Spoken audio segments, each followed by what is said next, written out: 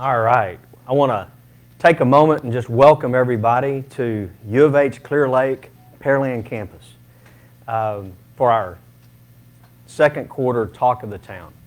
And this is something that as a candidate running for mayor, I thought it was a priority to me to get out into the community on a quarterly basis and bring City Hall outside of the confines of that building and what that building means out into the neighborhood and into our community. So bringing City Hall to the neighborhood, okay? I think it's important that we do that because we had it last night. We had a council meeting last night, had a long-term resident, and she was going to be speaking on a public hearing last night and was nervous as a cat. I mean, she was nervous to get up and come speak, yet she knows everybody in the room. She knew everybody on the dais. Why? Because that building and what it stands for, the government, standing in front of the dais, people still get nervous. And you shouldn't be. We're your neighbors. We're your friends. We go to church with you. We go to the bank. We go to the grocery store, just like everyone else. But people get nervous coming into that building. So instead, let's bring the building outside and into the neighborhood. That's what these Talks of the Town are meant to be, okay? To gain feedback, but at the same time, let's provide some information that you might not otherwise know is going on in our city. And so I want to thank you for those that are here as well as those who are online. In a virtual world today, we can do both of these, and we can be in both places at the same time, and we can reach more people. I also want to take the time for just a second and thank Dr. Blake and Dr. Lewis for the hospitality and opening up the doors, this beautiful campus, this room, and hosting us here today. We're going to talk more with both of you here in a minute. We're going to highlight this asset in our community and what it means to our community, what it means to you guys and the partnership that we have, but we want to thank you for the opportunity to be here tonight. So a little bit about kind of where we're headed tonight. We're going to be talking, you saw a new waste collection truck out here just a few minutes ago coming in. So we have a new solid waste contract that will be starting October the 1st. We're actually going to bring Mr. Bill Killian up. In fact, Bill, why don't you go ahead and make your way down. We're going to talk a little bit briefly about that contract. Anytime that we're out in the community between now and October 1, we've got to highlight this contract because it's a big change from where we are from a company standpoint, okay? Next, we're going to talk about education in Pearland. We're going to talk about this facility and what it means. We've got our Economic Development Corporation here and our Pearland Prosperity Plan and how their plan and this campus, how it all kind of jives together. And then, I don't know if you were driving through here today and drove through the roundabout down here, but that's probably the biggest question I get asked on a weekly basis is, what is going on with the roundabout, okay? And so we're going to talk a little bit about the roundabout, McHard Road, some of our traffic, not just problems, but our projects to solve those problems, and some of our infrastructure that's right here in this particular area of our community. And then last but not least, we're certainly going to take questions. We want your questions. If you're online, you can submit a question there online. We will get those questions and directed to me and whoever else. If it's a tough question, I'll bring Clay up and he can answer those. So, but I do want to also, a few introductions. So Clay Pearson, our city manager, is here. Our deputy city manager, Trent Epperson, he'll actually be coming up part of the presentation. Assistant city manager, Ron Frazier, in the back. Want to make sure that some of we have other staff members here. I'd be here all night if I introduced every one of them. So with that, this is Bill Killian. Bill, why don't you grab one? Should just be able to switch it on. There we go. So Bill is with a company called Frontier Waste. If you looked at your mail back several months ago, you would have gotten one of these cards in the mail. And it was announcing we have a new Frontier. We have a new company coming to town that's going to be doing all of our garbage collection. Couple things to note, and I'll let Bill talk a little bit about their company.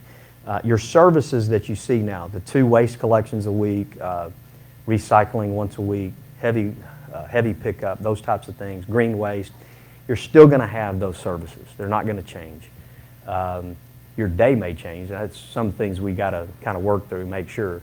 But most importantly, your services really aren't changing. We're changing the name of the company that's picking it up, okay? We went through a complete bid process back 8-9 months ago now. I think the bid process took a while, but we actually formally bid it about 9 months ago. And Frontier Waste was our best value that we brought to the table. Some dollar savings over where we were headed with Waste Management. Waste Management's been a good collection firm for many, many years. This was just, it came down to numbers, and we liked what Frontier Waste was bringing to the table. So with that, Bill, why don't you just introduce a little bit about your company and what this endeavor means for you guys? Sure. Thank you, Mayor Cole. Thank you, residents of Pearland and city staff who are here tonight. We really appreciate the opportunity to be here in your community. Very, very impressed with everyone we've dealt with, Trent, Lori, and their staff, GIS, communications, administrative staff, folks that we've met in the community. So it's been really awesome. Very proud to be here. Our company is a Texas-based company founded in 2015 and then 2017 with the merger with a company in Hillsboro, Texas. Our CEO, John Gustafson, Vice President, myself, and Tim Henderson started it, and we've built a really good team of solid waste professionals. We're in 12 different Texas locations now, and we're doing what we do everywhere. But the Pearland contract was a big contract for us, and we cited it and went after it and said, this is where we want to be. We're already pretty established on the northeast side of Houston, at Dayton and Liberty, at Atascocita, Humble area, and to get it to the south side was a real important thing for us. So we went through the bid process, as the mayor explained, and we were fortunate enough to be chosen by the staff and the committee that did the selection and the evaluation of the bid. So ever since that date, it's been a constant thrust of activity to get ready for it. And today is T-minus day 93, which is kind of hard to believe, because for the longest time it was, well, we have 200 days. It's 93 days. Everything's good. We've got 8 trucks in. That was the first one out there, the first one we received. We put the stickers on it, got it out here for tonight. You see the carts that are out there. As the mayor said, the services are the same in the sense that twice per week trash, once per week recycling. The garbage will be contained in a cart. That is one slight change, but if you look at that picture out there on that sidewalk tonight, that's the aesthetic value of having carts, not to mention you don't have the vector problems with buzzards and raccoons and coyotes, etc. But that's the aesthetic of what your neighborhood will look like. It's clean, it's efficient, and it's the way to do it. There's over 42 million households in the United States that use cart collection for trash collection. So a lot of folks, the vast majority of folks won't even change the day. There are about 3,000 homes, and it's on the other side of town that will have a change, and they'll be getting information about their day change via several different ways. But the most important way, on the postcard that the mayor showed, there's a little QR code for the app. The app's the best way to be kept apprised of what's going on with the situation with our upcoming ramp up to start this October 1. So it'll be very clear and concise, and we haven't released a whole bunch of information now because there is a hauler who's doing their job up until October 1, and we don't want to create any confusion at all. So that as we hit the end of July here, there'll be a lot more communications through the app for our commercial customers. We'll be visiting every commercial customer in the community with a face-to-face visit and talking about where they were, making sure they're at the right service levels, confirming that the list that we have for the size of dumpster that they have for their establishment is what will be given to them. So that's always a good part of the rollout, to get in front of all those folks and meet them. They'll be happy because the rates are going down. We did a good job, saved the commercial folks some good money, which would be good for their establishment. The city also saved them a little money because they took the franchise fee down 3%. So with our savings on our rates and the city's reduced franchise fee, they will see reduced trash hauling So that's good for business, especially coming Yeah. out of the whole COVID thing. Right. So that's a little bit about our company. We're over 135 licensed units in the state, 200 plus employees. We're growing, we're enjoying it, and just really happy to be here.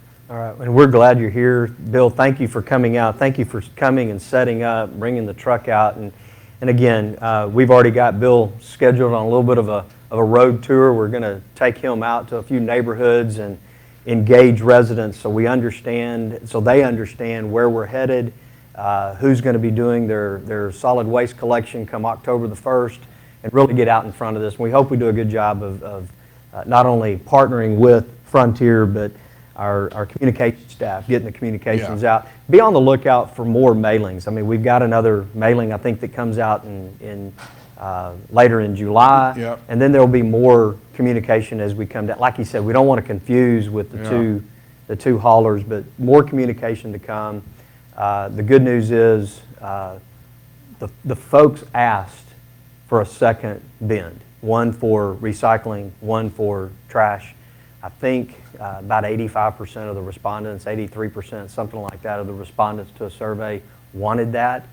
And so we were able to bid that and bring that service, additional service for a bin to the residents of Pearland. And so, Bill, we appreciate your time and effort tonight, and we just thank you for coming out. No, great to be here. And so we look forward to more interaction and more information to come. Great, All right? thank you, sir. All right, thank Much you. obliged. Thank you. And as we move on, I want to talk about this campus, and I want Dr. Blake and Dr. Lewis to come on up if y'all would. This has been a partnership in the making now for probably 18 years total. And I think there's the other one's here. Yeah. And Mayor Reed was very instrumental in helping with this partnership, working with University of Houston, kind of the system at the time, ultimately with Dr. Staples at Clear Lake. And, we built the first campus somewhere, I think it was completed in, 11, 12, somewhere in that ballpark. But I remember being on council in the early stages of this, and we just started dreaming a dream, and Mayor Reed wanted to have the opportunity where people could go to kindergarten, through high school, all the way through college, and not have to leave the community to do so. And that dream is coming true today. And so I just want to talk to you guys a little bit and let you guys just share, number one, what are some of the opportunities, especially this new building, okay? I want Dr. Lewis talk about that. You get to cast a dream, and this is going to be a fun discussion, okay? It's going to be a fun discussion. But what happens in this building? This is a health science building. Talk a little bit about some of the special programming that you have going on here, especially with ACC and our ISDs. Oh, goodness.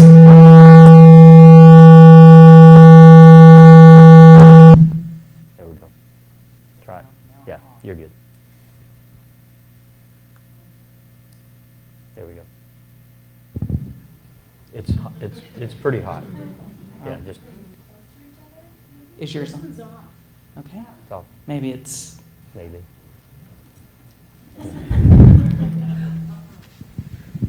I'm usually very loud, so I usually don't use the microphone. Yeah, it's kind of hot.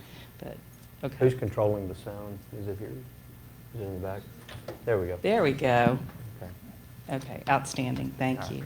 Yeah.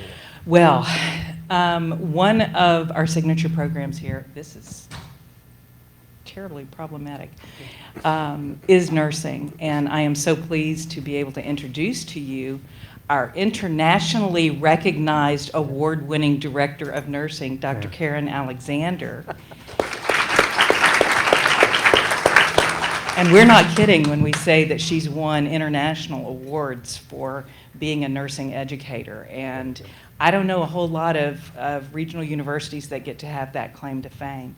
The other thing that we're very excited about that we just signed an MOU with Alvin Community College is a co-enrollment program. Right. So students can earn their associate degree in nursing and be co-enrolled in our Bachelor of Science in Nursing at the same time. So if they go full-time, meaning summers and everything, they can do an associate degree nursing in 5 semesters, go 1 more semester and have their bachelor's degree. Now, normally a bachelor's degree on its own takes 4 years. So that co-enrollment, we're so excited to have that program. It's unusual.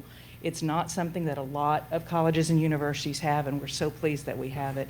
We also have a tremendous dual credit program with Alvin Community College, and they're just such good partners for us. We just absolutely love them.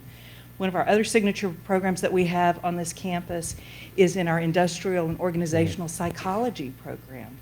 And that one has what we call the Center for Workplace Consulting. So all of you business owners who are having some difficulty with a variety of things. It might be, hey, we think we've got a good interview process, but why aren't we getting the people that we think we're hiring? How do we even begin to hire people back now after COVID? Right. Or we're expanding and I've never hired anybody. How do I start this? Okay, call us. Call the Center for Workplace Consulting, and we'll be able to hook you up with our graduate students in industrial and organizational psychology, and they'll be able to help you out. We're also very, very proud of what we call CAD, which is our Center for Autism and Developmental Disabilities. And that program helps students, it helps parents, it helps teachers navigate the world of autism, both parenting an autistic child or teaching an autistic child, and what that means, and other developmental disabilities. So those are the really key signature programs that we have here.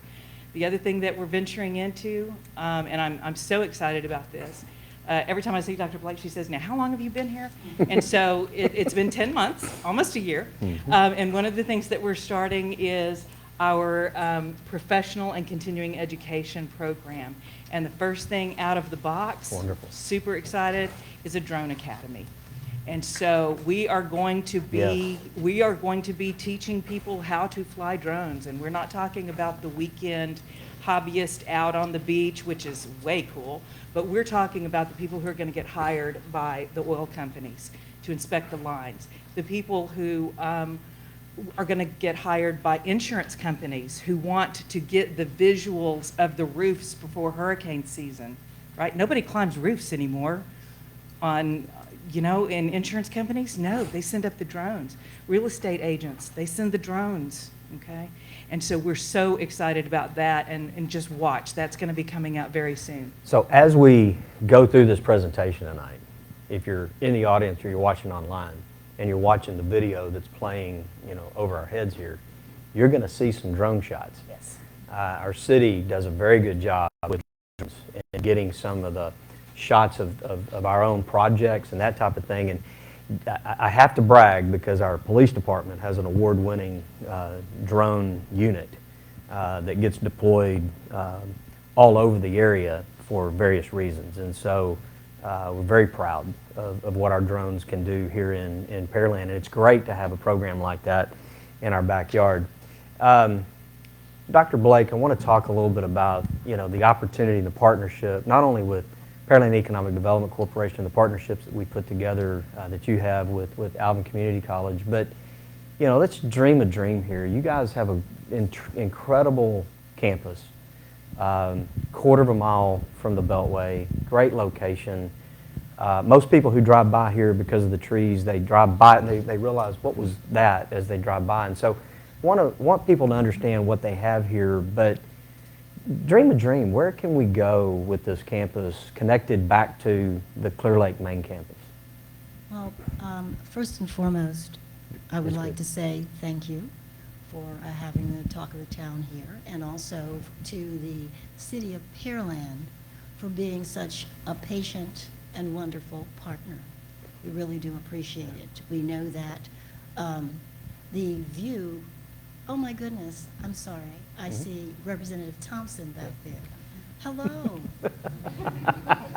Thank you so much for all the wonderful legislative work you've done on behalf of UH Clear Lake and also our sister institutions in terms of particularly regional comprehensive institutions. We really do appreciate it. And also, thank you for getting us that additional funding for the CAD Academy, which, please give them a round. That enabled us to expand so that we can actually provide those services for developmental disabilities from South Houston into Galveston. It's incredibly important. I think that my dream of what can happen here at the Pearland campus is actually quite endless, and it's also connected to what the Prosperity Plan holds within it. And for those who know, we as an institution have participated in the shaping of that. More importantly for me is that as a regional comprehensive, we are supposed to actually be a steward of the region. And so what does the region, the community that we serve, need? Okay, so as you listen to Dr. Lewis, she talked about some of the health programs, health-related programs that we're invested in, and as you know, we've just come out of COVID, and that has accentuated the need for emphasis on health and wellness. So that aligns very well with the original purpose of this building.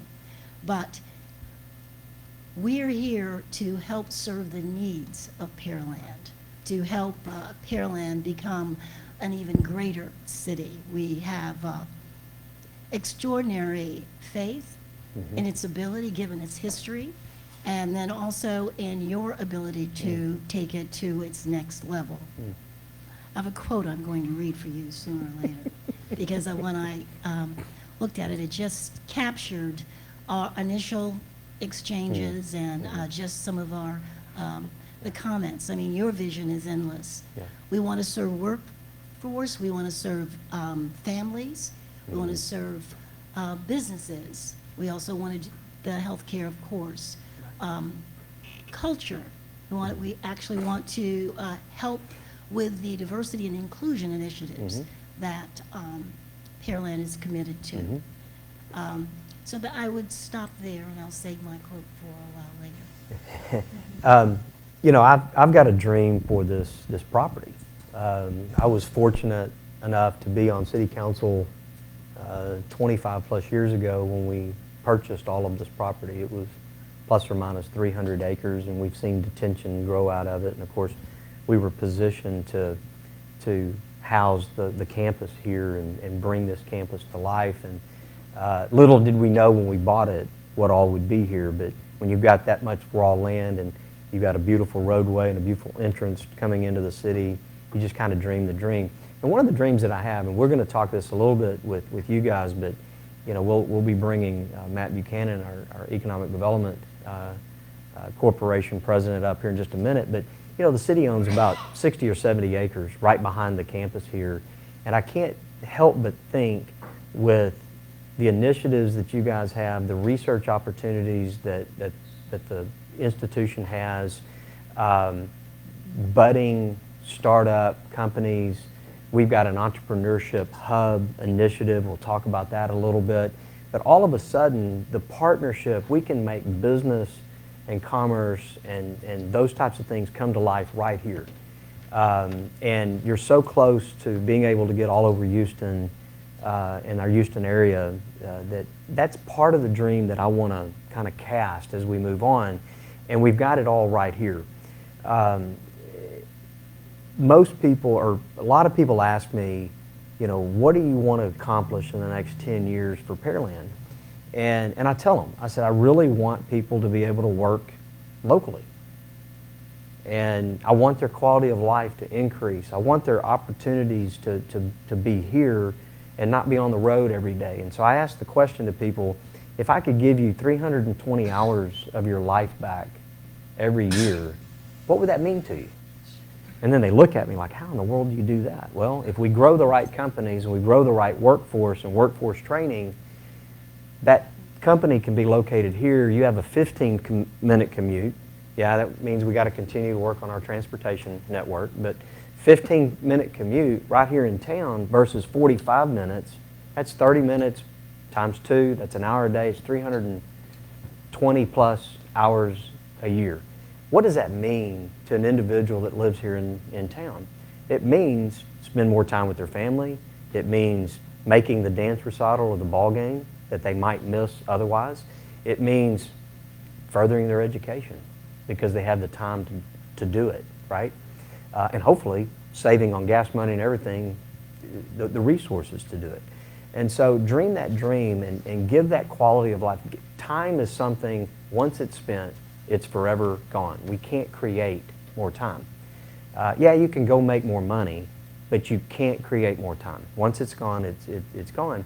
But if I can give that back to you, what does that mean for your quality of life? And I think, that's part of my dream for this campus and our partnership, not only with our EDC, but with our ISDs.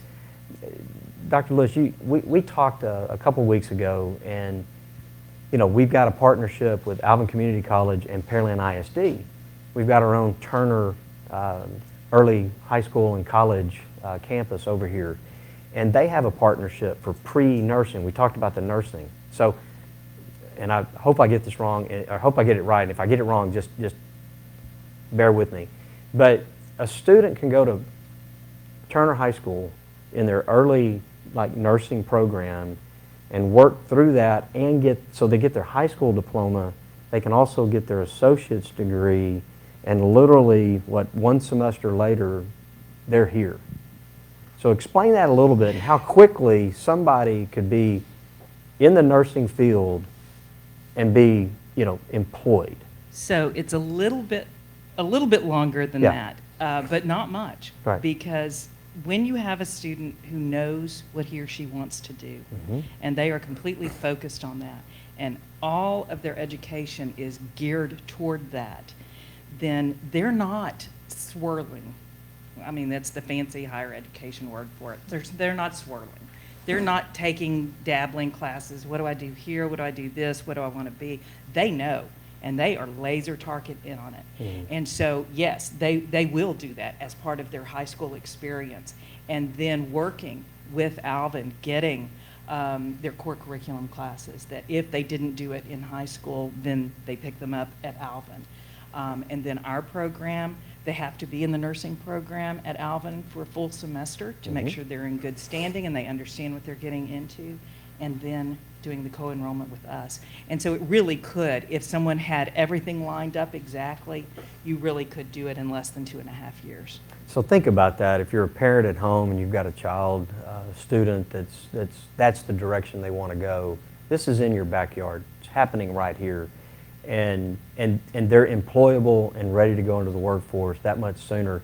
And just imagine for your life, if you're employed that much sooner, what does that mean, when you're in your 40s and when you're in your 50s? And I know a lot of young students don't think that far out, but some do. And all of a sudden, where are you from retirement standpoint and financial standpoint?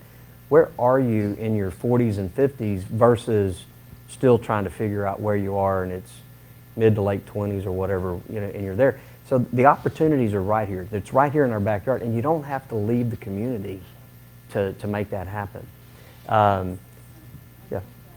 One of the decisions that we need to make is that when someone knows what their career trajectory is, why are they going 9 months? Why aren't they going 12 months? And that's an acceleration right there. The other issue is that we can get them into medical facilities, and Dr. Alexander, you can help me here, where they could get paid to do some of the, what do we call them? No, not the preceptors. I'm talking about where they can come in and be of assistance to floor nurses in terms of moving around equipment, or actually potentially sitting and observing someone who just had surgery. They're in the element. They're in the element, Right. and they're also Right. they're called what? Patient care techs. Incredibly important, because that way they also get a sense of the operations, and also there's quite an emotional toll. You've got to learn to manage your affect and emotions Right. well in that setting. So I would say that it could be accelerated if it was 12 months year-round, and the program Well, was Turner High School, proved that the model could change, right? Even though it's a 9-month type program through traditional high school year, but it was different. It was a different model. A lot of ISDs around the area are doing those types of campuses. So if it changes that way, why can't it change and do those kind of things? And we're committed to help with that, especially for the reasons that we've talked about: employable workforce training, and again, in our backyard, training here and then out to the workforce.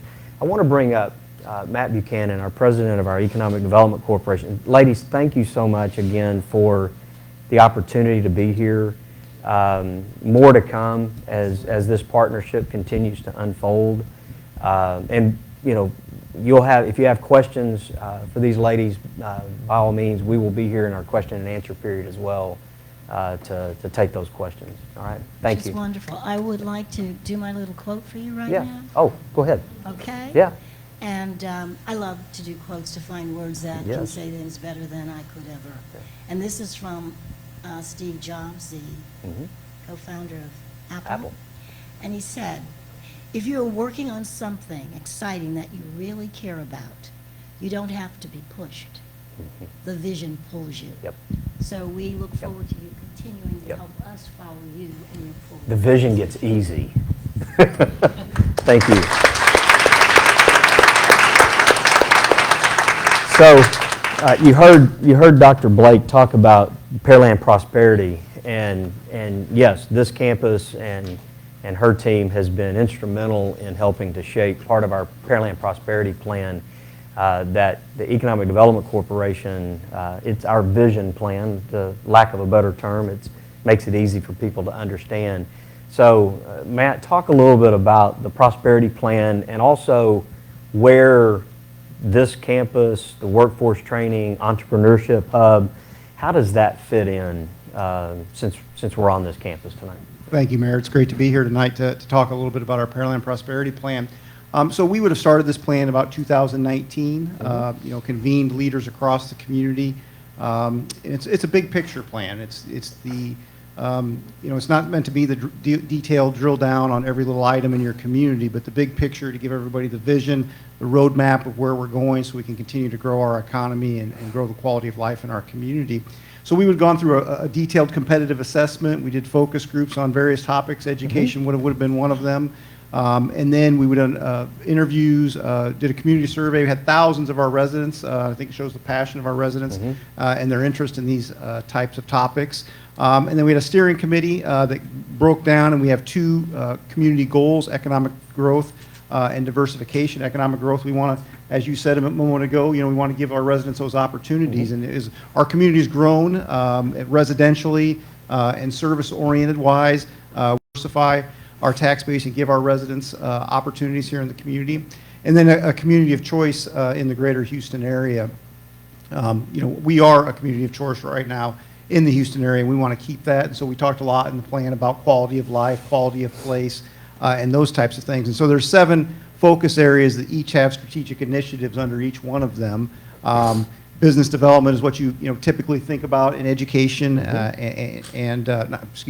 retaining communities, doing the marketing that we do, and then business formation and early stage growth. So City Council and throughout this plan, that became one of the priorities that everyone really wanted to focus on. And if you think about economic development, you got the attraction, you got the retention of keeping your existing companies here, but then how do we really focus on new business formation? So we've just gone through about a year-long process, a 9-month process where we went out and visited with a lot, real quick, kind of what the mission statement. So we're looking to create our own entrepreneurship organization. The PEDC board voted 2 months ago to fund this new initiative. And it says the Pearland Entrepreneurship Hub will enhance Pearland's innovation and entrepreneurship culture in order to create and grow businesses. The hub will build upon the existing initiatives and establish new resources in partnership with academic institutions, private sector businesses, and other business assistance providers in the greater an inclusive environment for entrepreneurs and small business owners to launch and operate in the city of Pearland. So, working with universities like the University of Houston Clear Lake, what's that mean? We're going to, do ideation competitions, business plans, coaching, all different sorts of social activities, and we want to obviously bring entrepreneurship to our K-12 system. So we're just in the infancy right now. We've got an RFQ, learn more about it. I brought a little executive summary. Melissa Black, who's kind of our quarterback, wave your hand there, Melissa, for those that are here, of our plan. She's our leader in getting all these things done. But if you go on pearlandprosperity.com, you can learn a lot more about the plan. We keep the updates there and everything about our entrepreneurship. And I have an 11 o'clock, Workforce Development Committee meeting tomorrow. That's a great segue. So tomorrow we are, we've got, we'd all be sitting in the woods right now if Ed Thompson wouldn't have got this building. I'll never forget Dr. Staples called me up and said, Matt, we're not going to get the health science building. I don't think we're going to get the legislation passed. And so I turned around and called up Ed and said, not so fast. We're still working on it, and don't. So we were very fortunate with his leadership. But that's what it takes as a community working together, coming up with ideas, knowing where we need to go. And so we worked as Workforce and Talent. We have a lot of assets in the area, partnerships, and working with our businesses to really be addressing their workforce needs. Talent is the most important thing in economic development. Companies go where the talent is. And so we need to be a place that grows talent. We're a talent magnet now. We're in a great region that is a talent magnet. So all those are extremely important. So switch gears for just a few minutes. We're off of Pearland Parkway here and what the opportunity that's here with the college, but let's go to Lower Kirby for just a minute. That's been a long-term development and plan. And if you go around our curve, and our plan's a holistic plan, it's looking at everything, and that's why all these items are in a circle, because all of them are important. You can't take, no one's more important than the other. And you see site development and corridors.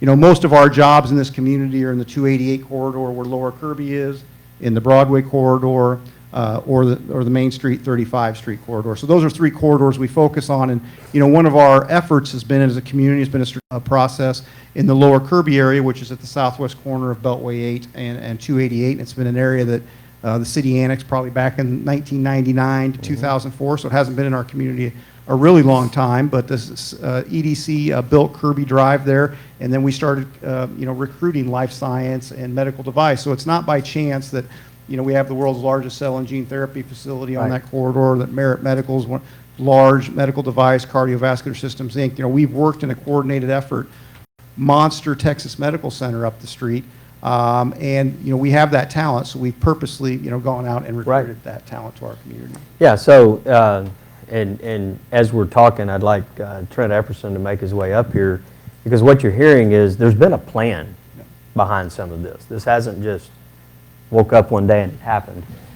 We've actually sat back and put together strategic plans, strategic models, and that where we are tonight, obviously, right around the corner is the roundabout.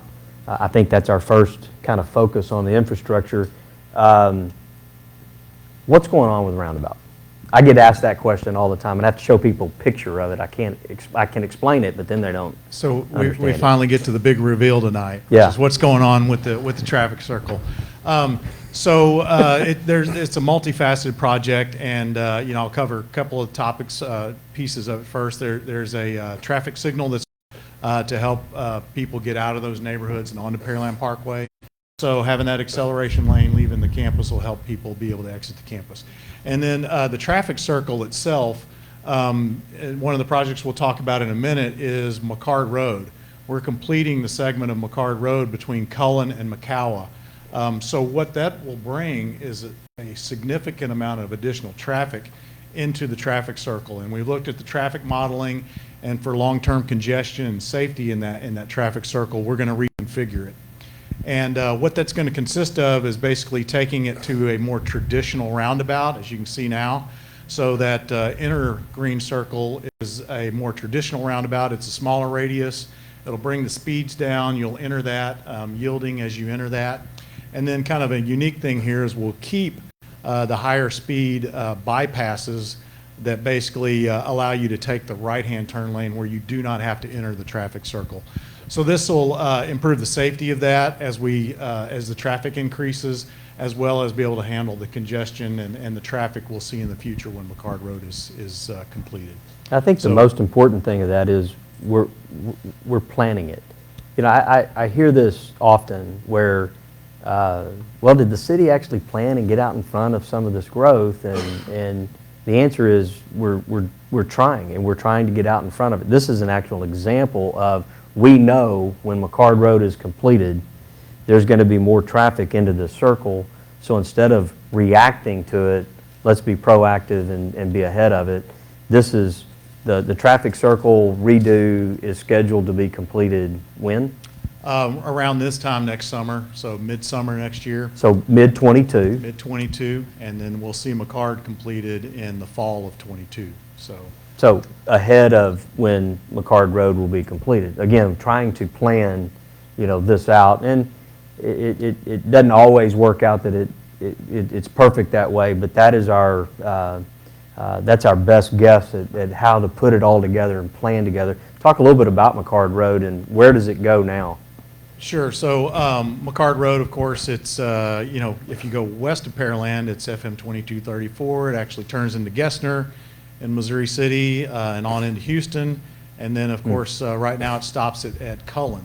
And we've got that gap between Cullen and McCalla. So we've got a project ongoing right now to connect that gap. So this will actually be our fourth major thoroughfare east-west in Pearland. If you've seen a map of Pearland, we're very long east to west.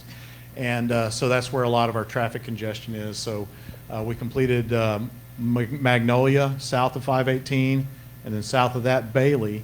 And now this is the first one north of 518 to help alleviate that traffic and provide alternate routes across Pearland.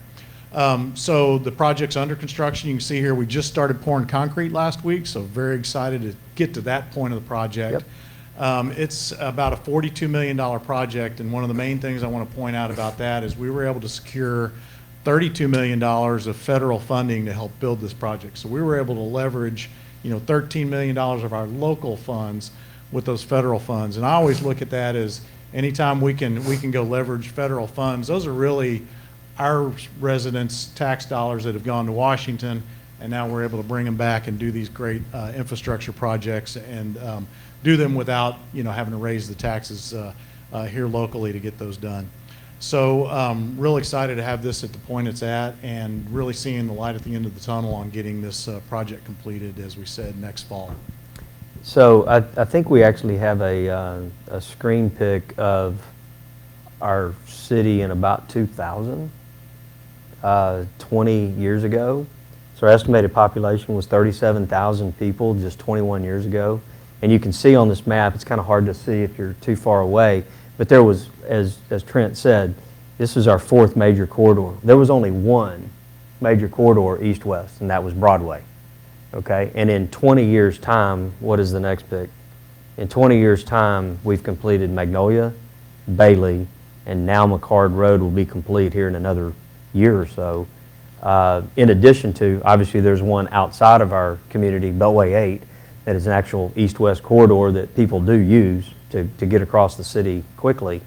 And then that really leaves us with one major east-west corridor left, and that's Dixie Farm Road across to 100, I guess it's McKeever down there, and back over. And I think the county is even talking about another bond program where that might happen sooner rather than later if it gets on the bond program. So, this is to show and highlight.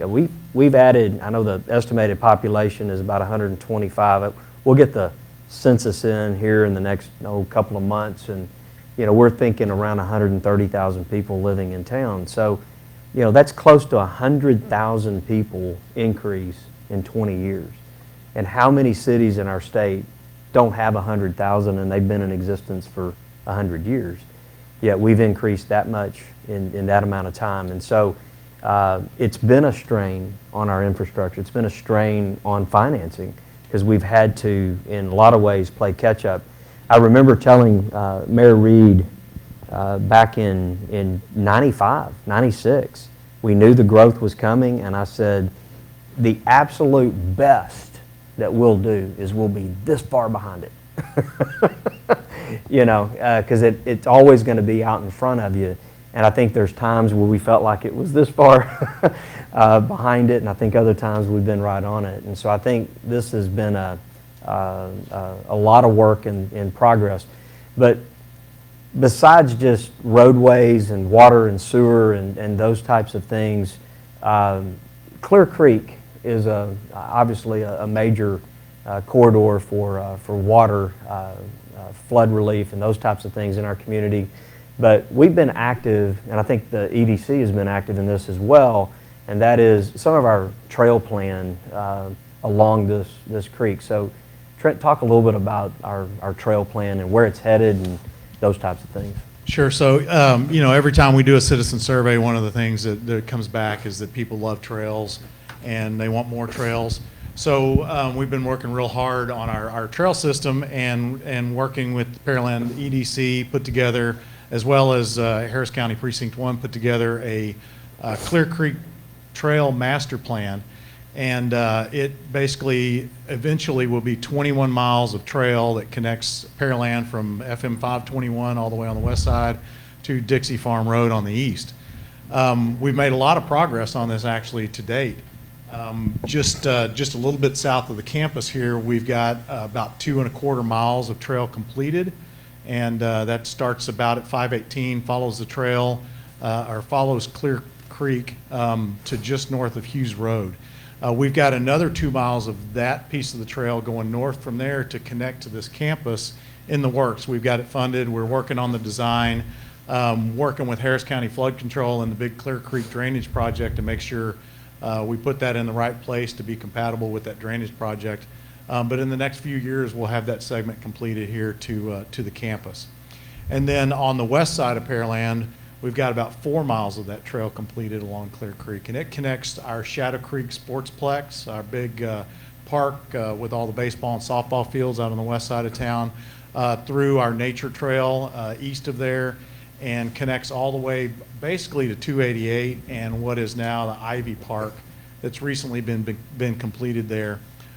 So we've got a great segment completed on the west side, segment completed on the east side, and we're working, you know, in the future to try to connect those across the entirety of the city.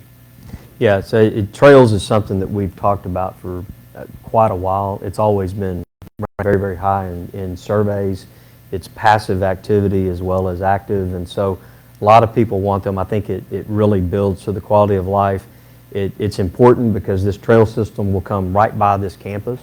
Currently, it comes not too far from here, but I think the next leg, if you will come right by this campus. And so wanted to highlight that. Most people don't know that once completed, 21 miles of trail along Clear Creek, in addition to the trails along Mary's Creek, in addition to, you know, trails within Shadow Creek. Shadow Creek alone has a trail system that's probably 15 miles of trail.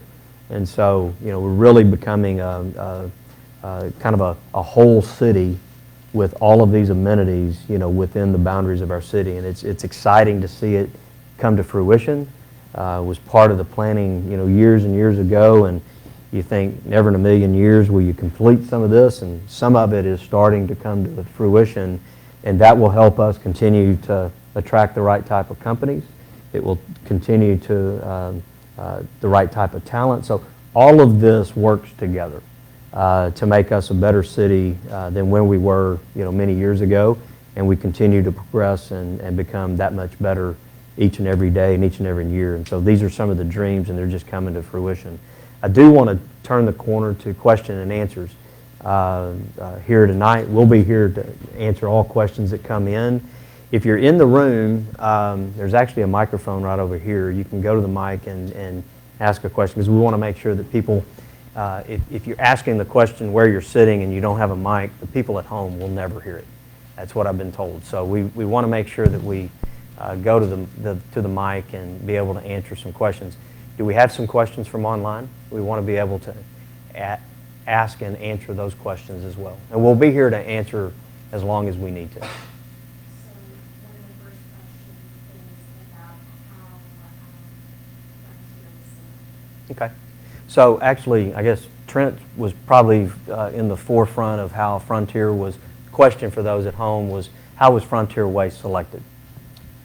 Sure. So we went through a long period of developing specifications and requirements when the city council decided we would go out for bids on our solid waste services.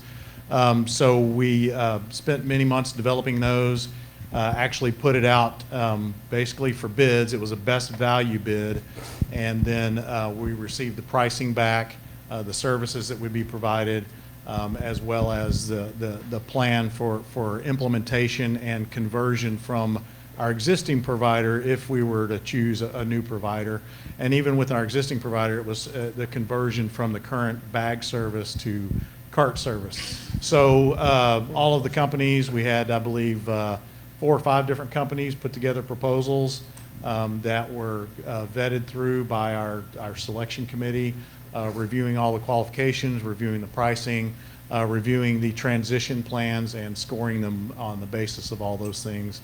We presented those results and a recommendation to the city council, and after a couple of discussions on that and what it would look like moving forward, the city council moved forward with Frontier as our new contractor. Okay.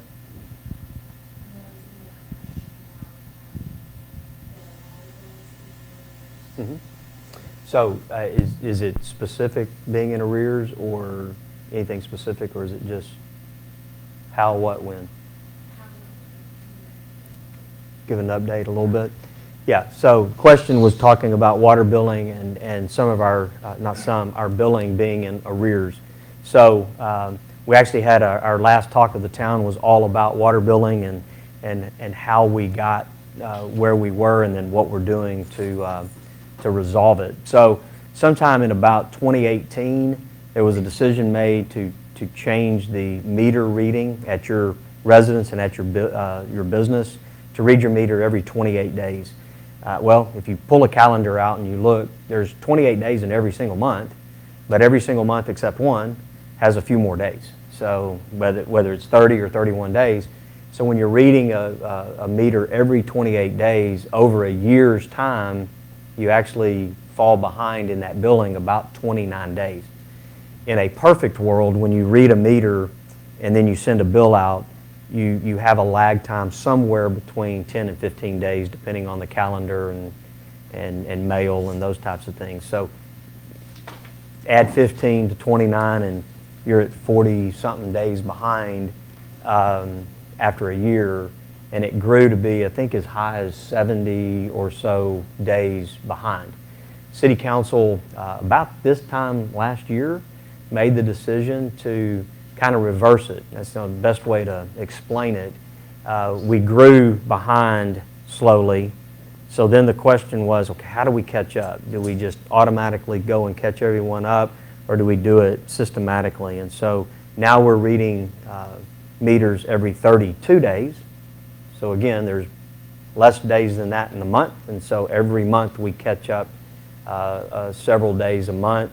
And the goal is to get us back in within 10 and 15 days.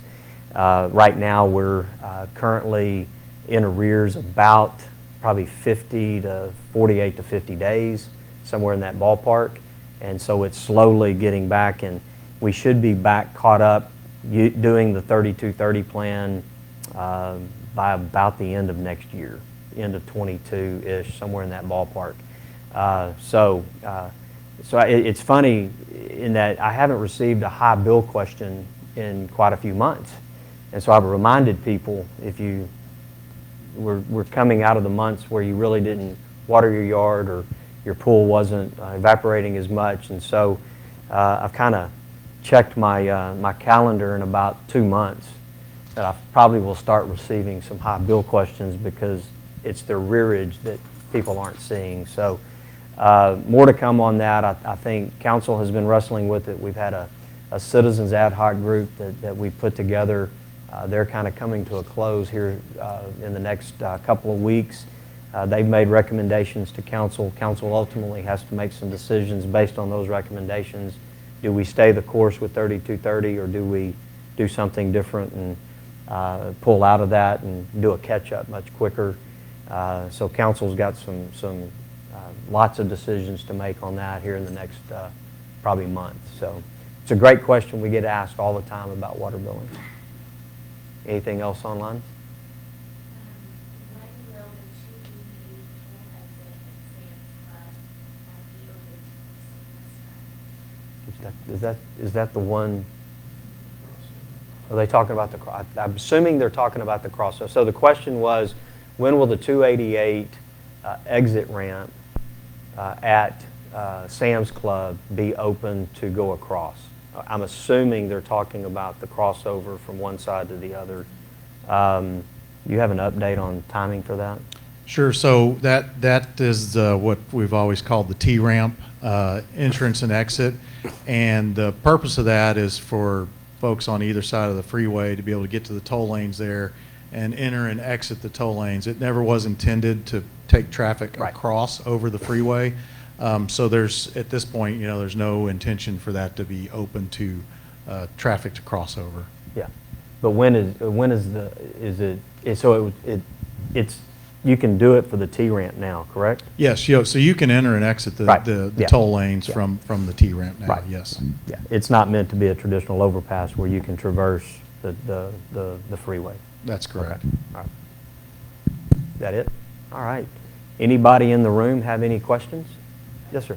I can go to the mic, and I apologize, I was late. Can you comment on Broadway, the expansion on Broadway? The expansion to Broadway? I can give, so the question is, maybe we can give an update on Broadway.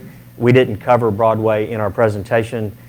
We actually, hopefully, probably in next year in one of our quarterly town halls, we'll probably do a kind of all things Broadway to give a good update. For those at home and in the room, Broadway is being, plans to be widened to 6 lanes. It's in 2 phases from 288 to Cullen, and then Cullen, the limits go to 35, even though the actual construction will narrow down right around Walnut, where Walnut and Veterans come together there. So it's in 2 phases. Only one segment of that has been funded, and that's from 288 back to Cullen.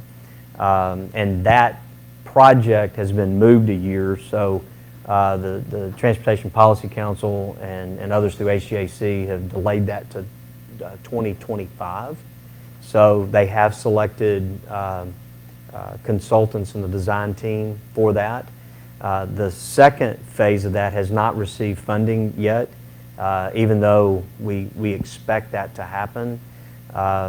The right-of-way is going to be narrowed a little bit from Cullen back east.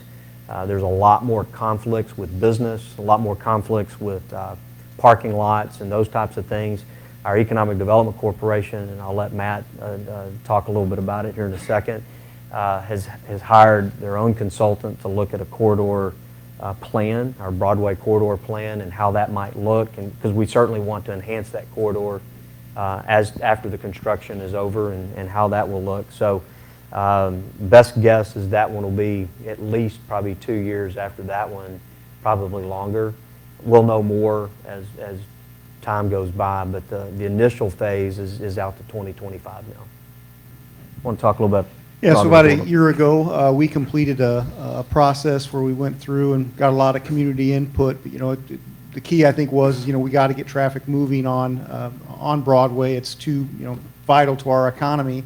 And so we went through a whole process of community input and working with Trent and his team and Robert Upton and many at the city to really try to figure out how to way to maybe, still get those lanes in and narrow it down. And I think we were somewhat successful. So we have a whole series of recommendations to TxDOT to hopefully, alleviate some of the hardship that it will cause some of our business and landowners. There won't be any, there's not going to be none by any means, but there is going to be some hardship. But, it's a vitally important corridor, and so we looked at the entire stretch and ways that we could, improve the product that TxDOT was proposing. I think what's important there, it's a project that I've been, front and center on since the public hearings kind of came out on it, and where that right-of-way was going to go, and specifically because it was going to impact a lot of business and a lot of livelihoods, quite frankly. And we always said we kind of put together an ad hoc group with the chamber to inform business, understand what's happening in your neighborhood and with your business. And so we always said the number of conflicts are here, and through this, if we can take those conflicts to here, we will consider that a win. And I think we're narrowing those conflicts down. Again, we're not going to do away with all those conflicts. We're going to have conflicts in that corridor. Eventually, we want to use that same group through the Chamber of Commerce to help educate people before construction, during construction, and even after. We will never be able to communicate too much in that project, and so we want to get out in front of that and inform people before it happens. But we kind of plan down the line to have kind of a town hall and talk to the town all about that down the line. So, any other questions here in our room? Is there anything that's come online? Okay, good. All right, seeing none, and I think my clock. Oh, Dr. Sand. Hello, bicycle lane is there. Yeah. So in the Bicycle. in the Broadway plan or in the trail plan. So I believe the trail plan is being built to accommodate kind of shared use. Is that correct? Yeah, so the trail plan is typically we're 10-foot wide, so that's considered a mixed-use path or mixed-use trail, so to accommodate bicycles as well as walkers, joggers, strollers, and everything else kind of in between. So. Right. Yeah. Any narrower than that, you start really having conflicts with bicycles getting on it, but at 10 foot, it's considered shared use. And that's some of the things that we're even doing in the Broadway corridor plan. Is can we take instead of 2 5-foot sidewalks on both sides, can we do 10 foot on one side? And we're able to actually shrink the right-of-way when we do that, and then we have less conflicts with business. So there's common sense measures that we can employ there. It's TxDOT's project, but TxDOT is listening to us, and that's the good thing. Is we've got a good communication with TxDOT. We have a good rapport with the local TxDOT team, and they're listening to us on that. So even a shared path, you'll see more and more sidewalks on Broadway as a result of this project. So it's all part of the plan. So we've kind of reached our hour, and we're here to answer any questions. For those in the room, we're here. I'll be here as long as anybody wants to talk, and those types of things until Dr. Lewis and Dr. Blake kick me out. But I do want to say thank you to those who showed up here, those who are online. We can't do this without engaging our citizens, and that's what this is about, bringing engagement to the neighborhood. I want to thank U of H Clear Lake and you ladies for opening your home up to us, for the hospitality that you have shown us, not only tonight, but over the time that you guys have been here, this campus has been here. I do want to thank State Representative Ed Thompson for not only being here tonight, but being an integral component of this campus and helping to bring it here through your work in Austin. And I'm sure there will be more to come in the years to come, and we appreciate the help. And you've always been a friend to Pearland. You're a Pearland resident, served on city council, and so you certainly understand what it means to be at this local level and what your advocacy for us in Austin. I know you got to go back here in a week for a special session coming up, and we thank you not only being here tonight, but your help in Austin for our community. We are earmarking a date in September. I think the 28th kind of is a whole date right now for our next Talk of the Town. We haven't decided where. We want to move these across our community. We want to highlight our community as we do that. So be in touch and keep in touch, and more to come as we highlight that one in the days and months to come. But thank you for being here. Thank you for those who are online. Continue to bring in questions if we didn't get to it tonight, or you have a question even afterwards. Please submit that, and we will do our best to turn around and answer. Thank you all for coming out, and y'all have a good evening, and be safe going home.